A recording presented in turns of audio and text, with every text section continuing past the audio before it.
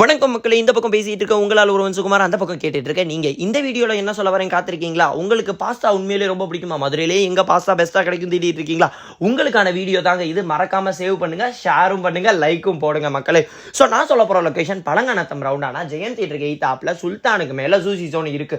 அங்க ஒரு அக்கா தாங்க சமைச்சிட்டு இருக்காங்க. அவங்களோட கைப்பக்குவம் தூக்கத்துல எந்திரிச்சு கையனக்குவோம் அப்படி இருக்குங்க. ஸ்பெஷலா சொல்லணும்னா white sauce creamy cheese pasta top நாச்சுங்க. பஞ்சு போல ஒரு சிக்கன், அதில் கையை வச்சோன்னே அப்படியே பிரிஞ்சு வந்துச்சுங்க, நெஞ்சு பிரிஞ்சு போச்சுங்க. அவ்வளோ தூரம் இருக்குங்க.